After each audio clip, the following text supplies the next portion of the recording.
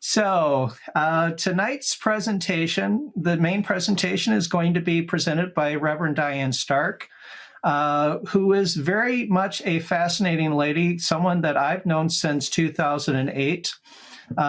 In trying to find some information, I found out that she grew up in the Unity tradition, which is also called New Thought sometimes, in the Washington, D.C. area. She got a degree in education from the University of Maryland, but she's also lived in quite a few other places. It kind of reminded me of my own past, how I moved around all over the place. But she's been even further. She's been coast to coast. She's been in Los Angeles. She's lived in New Jersey, Silver Springs, Maryland, Kansas City. She's been all over the place, and so she's gotten to know a lot of people in that time period. She was ordained as a Unity minister in 2006 and then moved to Michigan in 2007. Shortly after that time, she got involved with the Unity of Muskegon, and she became their spiritual leader in 2013.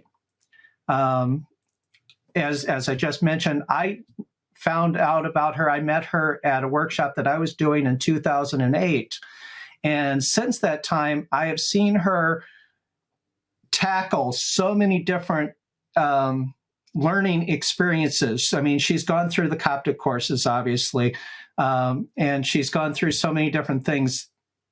She is so active mentally that when she chooses to speak, I choose to listen. And so I'm definitely looking forward to what she has to say tonight. The title of her talk is Set Sail for Loveland. So there was such a big buildup about me telling stories.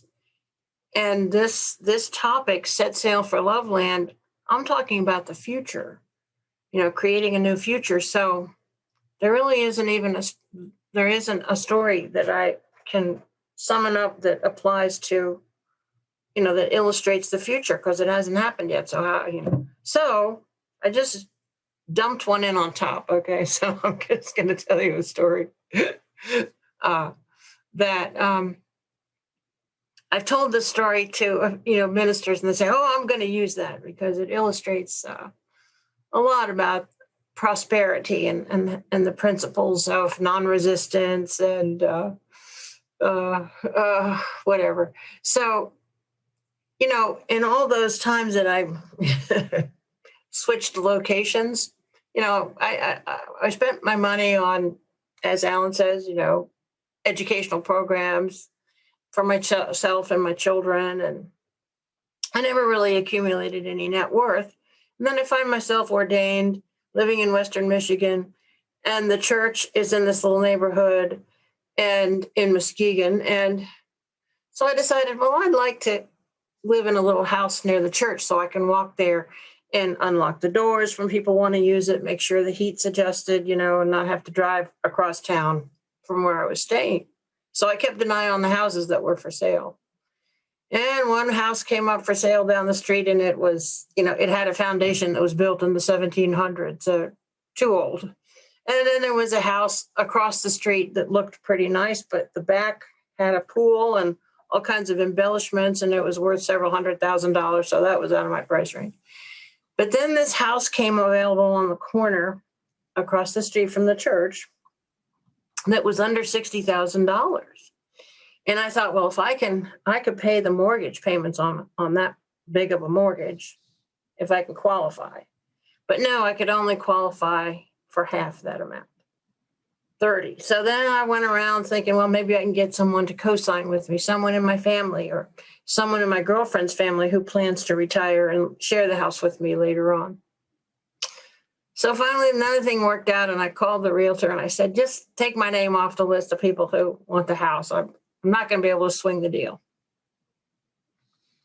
And the next morning, I woke up with my intuition yelling at me. You know that feeling? When your guidance is just like, hey. And it was saying, you never asked your ex-husband like I told you to do. I go, yeah, I know, because, he's a lawyer and he can just shrivel you to jelly in a couple of harsh words, and I don't want to confront him. I'm telling you to ask him. Okay, I'll do it. So First, you have to know that he really likes Star Wars lore. He's a real big Star Wars fan. So I wrote and said, I'm trying to buy a house across the street from my church. And I told him the particulars, the 60,000, the 30,000. Yeah. And he says, "Dear Diane, I would love to help you buy a house as long as I don't have to take any risk, sign anything, or spend any money." And I said, "Well, thank you," which was to thank him for saying, "I'd love to help you buy a house. And the force be with us." And I just forgot about it. But then a couple days later, our daughters contact me saying, Mom, his wife pulled him up short and said, "Just give it to her. She raised your kids." So I got a gift of $30,000 and was able to buy the house. And the moral to that story is listen to your guidance, eh? So now to turn to this topic, set sail for Loveland, implies that we need to change course, that we need to set a new course. And I think we, the Coptic Center, are all very much aware that that's exactly what all humanity is caught up in, is an extreme abandonment of our practices that have led us to the brink of real crisis. And we are charting a new course for the future. And that course, that future, is characterized by cooperation, all the features of love, where we become one unified humanity, living in one unified global system of nature that's balanced and in harmony and responsible and sustainable. Now, the way we get the word Loveland, is from that song, "For Me and My Gal." You know that song? The chorus goes, I don't want to sing. "They're congregating for me and my gal. The parson's waiting for me and my gal. And someday we're going to build a little home for 2 or 3 or 4 or more in Loveland for me and my gal." You know who sang that song as a duet? Was Gene Kelly and Judy Garland. That was Gene Kelly's first movie. And they do a little song and dance routine. It's really sweet. And they're so talented, the two of them singing in harmony and dancing together and acting and being just charming. And did you know that on YouTube you can bring up just little scenes of the dance numbers from lots and lots of movies? You can bring up Nelson Eddy and Jeanette MacDonald singing duets in the old movies, just the piece itself. You can bring up Fred Astaire and Ginger Rogers. And this piece is available, and I really enjoyed watching it. It's so sweet. What talent we've seen in our culture. It's just amazing. The souls that have stepped forward to share beauty and creativity with us. I'm so touched by it.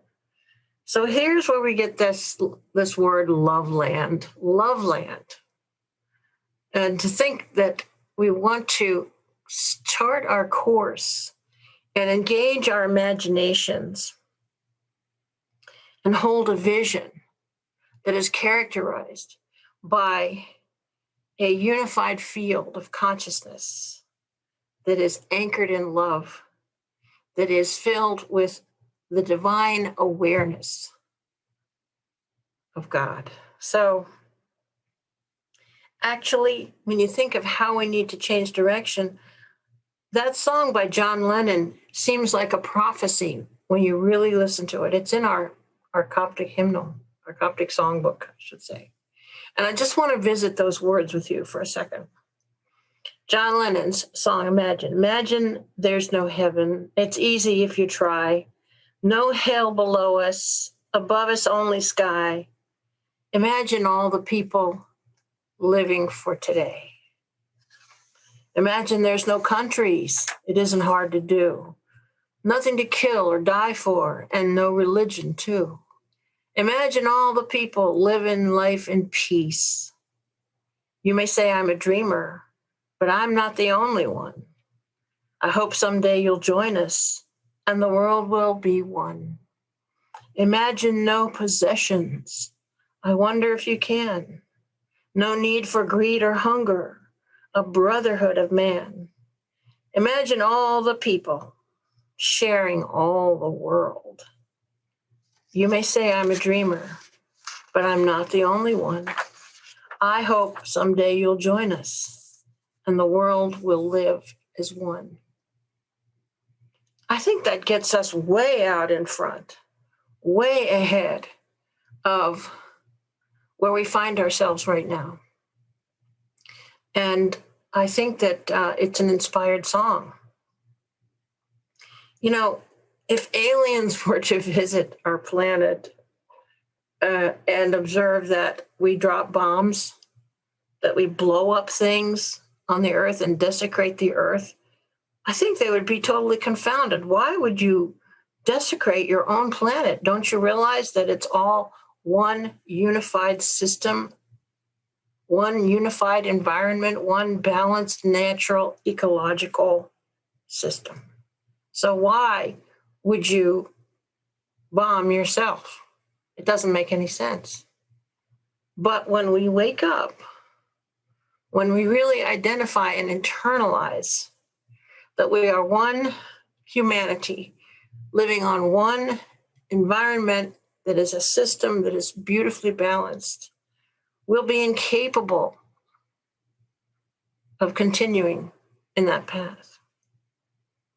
So it's very important how we use our imagination and how we use our thinking at this point in time. Because in order to change course, in order to set sail on a new course, we need to find a new way.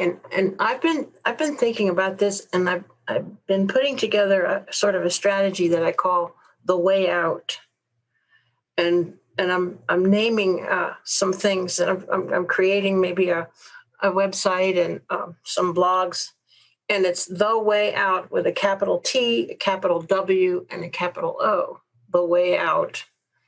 And that TWO stands for 2 initiatives that I would advocate and that I am holding in my own imagination, and I'm sharing with as many people as I can.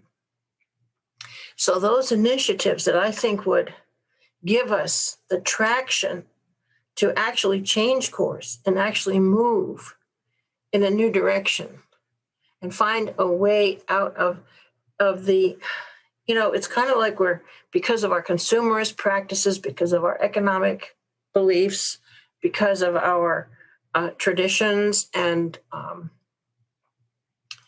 practices that we're not really awakened to how they affect us. That path is in need of being abandoned. And create in our minds, as they say, as the shamans say, dreaming a new future. And it doesn't have to be fought for, or it doesn't have to be a struggle. That's why I like, the idea of setting sail. Catch the wind, move and drift with the water, move with the flow of good and idealism that is inherent in our nature. Okay, so what are these initiatives? Yeah. So the one of them is having a couple of years of service for all young people. And hopefully it wouldn't just be this country. I mean, they have something like this in Israel, but sometime before the age of around 25, whatever, and if it were a global activity, if all people everywhere did this and set up lodging and training and programs for young people to serve everywhere all over the world, to serve in clean water projects, to serve in construction projects, to serve in care for elderly and children. All kinds of service are needed. I think this would give young people a broader view, of where they are, give them a greater sophistication and compassion for people everywhere, and give them a feeling of their own worth. I think this could be part of Marianne Williamson's department for children that she advocates for. I think it could come on the coattails of that. It could very easily fit in with that whole conversation that she's so passionate about. I think it would just be so healthy and healing for young people to have an experience like that is, that gives them a competence and skill and self-worth would be the objective. Yeah. So that's one of the TWO, the two things that I think would help us to chart a course that is compassionate, that is empathic, that is unifying, and that prepares us for a better future. And then the other thing is an overhaul of our understanding of the economic practices that we use. I've gotten into some controversy about this because, it starts with universal distribution of, universal basic income. And that's being talked about in many different little places. And we're almost being pushed into it with this COVID situation of having stimulus checks be given out to everybody. And the more we start to embrace and start to take responsibility for the people who are marginalized and in poverty, the more we start to realize that we can't allow that to continue, the more we'll get closer to a universal basic income. And eventually we'll get tired of doing all the bean counting. And eventually we'll realize that, that click of the button that establishes credit or debt or debt is something that we've created by a system of agreements that we can uncreate, that really holds no more actual reality than what we give it. So I'm not the only one saying this. I was surprised when I mentioned a moneyless economy in one of the services recently that one of our folks lit up like a Christmas tree. He said, "I didn't know you were interested in a moneyless economy. I think that's fantastic." And this is a person who is a lawyer and a very sophisticated a citizen, I'll say. So I hope that doesn't get anybody to a place where they feel that this is impractical, because we're not there yet. We're certainly not there yet. But I don't want to live anymore in a world where people are suffering with poverty. I don't want to live in a world where people are needlessly ill anymore. We can fix this. We have everything that we need to manage the sustainable use of our resources. We have everything that we need to manage a fair distribution of wealth and meeting the needs of people. We have everything that we need to manage and bless the earth and all of humanity, because we are already one unified field of consciousness, you see. But now we need to step up and act as one unified humanity in practice. So it's very important what we imagine, what we think about. It's very important how we envision the future. I would avoid, and I do avoid, disaster pictures. Avoid grieving over the mistakes that are being made right now, but hold a vision of a future where we cooperate, where we lift up all of our fellow men and women to a life that is sustainable, to a life that is in abundance and in health and in cooperation. So it's very important for us to get out ahead of controversies and not get mired in arguments and positions and opinions, but to set sail and keep on that path, keep on that journey towards a future where, we live as one family, one human family that is universally sustainable and humane for everyone. So that's what I've been thinking about ever since I started this new year, and wanting to create a theme. I call it switching gears, and to entertain possibilities that liberate us and that bring us together. That's what I've been thinking about, and so it's my honor to share that with you. God bless you. Thank you, Diane. Thank you. Wonderful visions for us to hold on to. Really like the idea of setting the sail on the boat and just letting the currents carry you forward into that new future.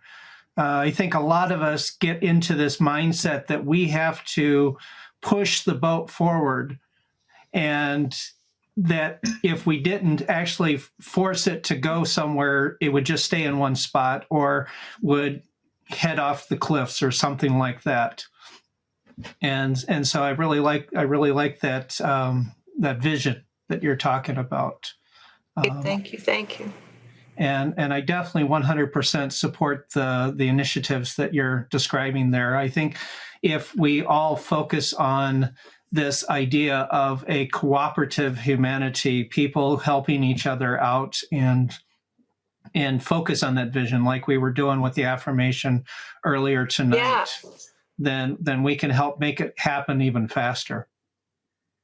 So that's something that I would like to keep our focus on. In fact, I was realizing as we were going through the presentations that, as my job as MC, I forgot to do the prayer as we opened up. This would actually be a perfect prayer focus to have to get us to all focus on this idea of holding the vision for this type of future. You are much more practiced at leading prayer than I am. Would you like to lead us in a prayer on that? Sure, I'd be honored to. Thank you. So great. So take a good deep breath or two. Turn within and direct your attention to your own inner space where you're aware of your divinity. And let's affirm that we do hold a vision that is freeing, that is unifying, that is abundant, that is without limitation, and is filled with harmony and peace. And we align our will. We are willing to usher in a new era, the new age, the age of Aquarius, where all of us step up and are illumined and inspired and empowered to create this new possibility together.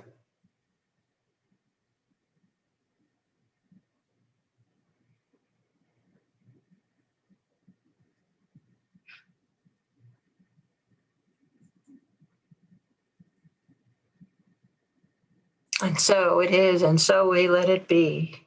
Amen. Amen. Thank you, Diane. That was absolutely wonderful. Thank you. Diane, you did a beautiful job. Thank you, John. Absolutely outstanding. You came from the heart. I just feel uplifted by what you have to say. And it's just incredible to have that big a heart. Fantastic. this talk was a life changer for the planet. We could focus that energy on that vision. We can do it. Yes, Well, we can. And in manifesting, it is a relief to know that we see it done. We visualize it done. We don't worry about how it's done. We each do our little part, but we just know it's going to happen. We just know it in our hearts. Yeah. Well, I had an experience in the airport where we had gotten off of the plane, international from Mexico to Dallas Fort Worth. And the rules now are that you must be tested for COVID within 3 days of reentry to the US. So everyone getting off of that plane had tested negative or they wouldn't have been on it. But there was a woman in the elevator that was not allowing people on. And she got into quite a heated discussion with a lady who was bringing someone in a wheelchair on. And I said, you know, you're really not in charge here. And she said, F you. And so, interestingly, it did not raise my hackles. I turned and looked at her, and I'm sure above my mask, my eyes showed surprise. And I went, and bless you. And then I just turned forward. But I felt like maybe that was planting a little seed. But I was more amazed that I didn't get upset. Yeah. They come back, you know. Yep. Well done. Yeah, it's another thing that I'll just mention here. You brought up the fact that there's so many different things you can find on YouTube, different clips from previous movies and different routines and everything. Over the last year, I found so much material on YouTube just to spend time to learn new things. For me, it's photography and audio recording and all that kind of stuff. But YouTube is just such a wonderful resource for so many different things that it is a wonderful resource. And it's nice to know that there is that other material that can be found too. And a lot of it is free. You know, some people, you know, want you to take their courses and whatever, which is fine. But so that principle of YouTube is sharing, basically. Yeah. And one thing the Coptics are doing that I'm very proud of is the flags of all nations in the sanctuary.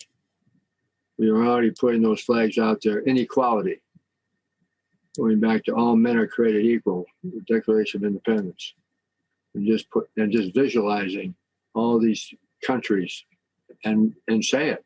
All these countries coming together in peace and harmony and supporting each other. Doesn't seem like a big undertaking to, you know, have one country that has a surplus of commodity to find a country that doesn't have what they have a surplus of and share it. Now, I don't know if that's even going on. I don't know if there's an agency that does that or whether countries are already doing that. But doesn't it seem like a real simple thing to do? Yes. And But that would start or perpetuate the idea of what I have, I can help you with. And maybe they, you know, not make it a requirement that they have to give us something back, but they probably, if they had the ability to give us something that we needed, I think it would be reciprocated. And, you know, the whole idea sounds like Janice said, let's not worry about how it gets done. Because if you start worrying about how it gets done, it's just mind-blowing. But, so I just think baby steps on certain levels would be good. Well, I think it's so interesting too how the pandemic has pushed us to be so much more generous. You know, to you know, to share. I think, you know, our some of the technological capabilities that businesses have that they've offered to the government in terms of distribution. And, you know, we're starting to be pressed into service almost, you know, to be coerced into taking responsibility for people who have no access to wealth, you know. Yeah, I actually think one of your initiatives, the thing about service and requiring young people to be of service for a certain period of time, could lead to that cashless society that you're talking about, because I know that there have been a lot of people that I grew up with who had absolutely no clue that people were struggling in life, who had no clue that people were suffering and had less. And they go out of school, they graduate from school, they go out into life, and it's like one of our teachers in high school mentioned, that kids graduate and they expect to have everything their parents had within a few years. And they have no clue how much work it takes to get there. And then again, going into the whole idea of certain people do come from a life of privilege, that when the only thing you know is wealth and the only thing you know is abundance, then you don't realize that there is a need to give, there is a need to share, because you don't know of all those people who are struggling without. And I think that the one can lead to the other. I wanted to comment on Noel's note to everyone about Michael Tellinger and the Ubuntu movement. Yes, I'm very aware of that. And I think that is one of the leading edge, cutting edge, you know, thinkers in this area. Okay. Jim and I had, it was even before our trip to Egypt, but especially after that, the people were poor and they were happy. Yeah. And that if every person had the opportunity to live in a third world country for 6 months, just to see the difference in their way of life, to realize how blessed we are, that would make a huge difference. So I think, Diane, you're being of service, it just creates a whole wealth of lessons and opportunity. Yeah, I remember reading somewhere that if you have an income anywhere near approaching like $8,000 a year or more than that, you are in the top 1% of the world in terms of wealth.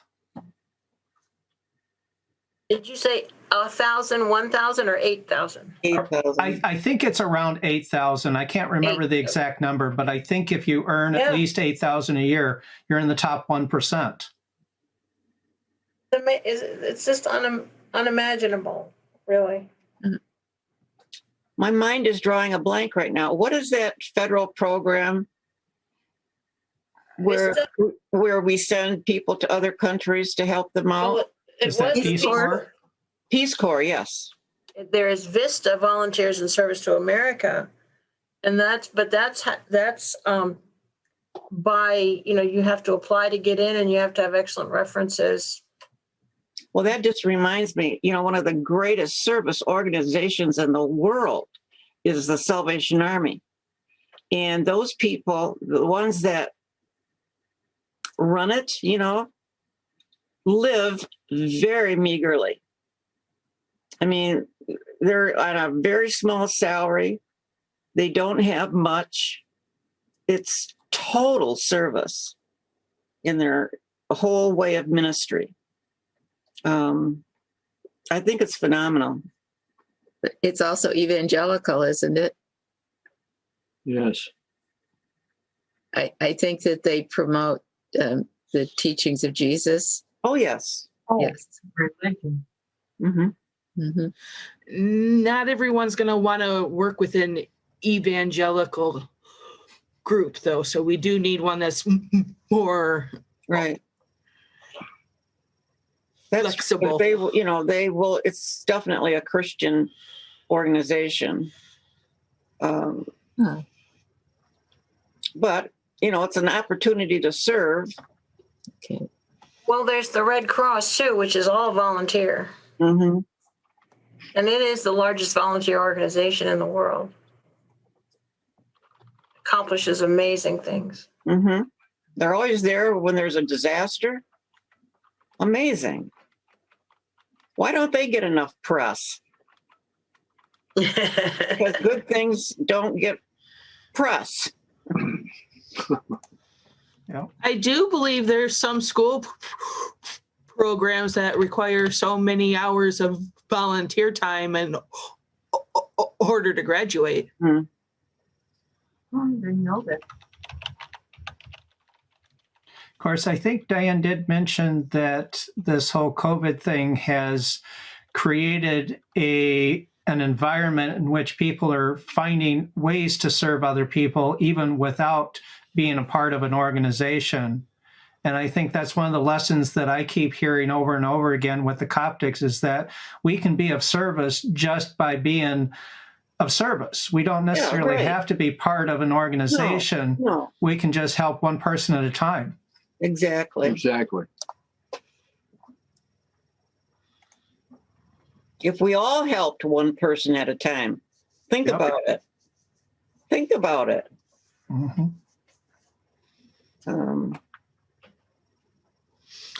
They say what one person can do, it's been done by just a lot of one person. Yep. Does my drifter living in my storage shed in the backyard count? Sure. He is. He's living there. He's been living there all winter. Oh, my Well, God. he needed a place to live and you helped him. Yeah, he was living in his car. That was very nice of you. And I gave him a heater out there, so there's heat. Yeah. Yeah. But I bet you he gives back in his way, doesn't he? Yeah, he was outside doing some yard work earlier today. Yeah. So it's reciprocal. He's emptying out the bird boxes for me. Mm, good. Before the bears did? Yeah, they go after bird feeders, not the bird boxes. Yeah. Oh, Anyway. okay. Oh,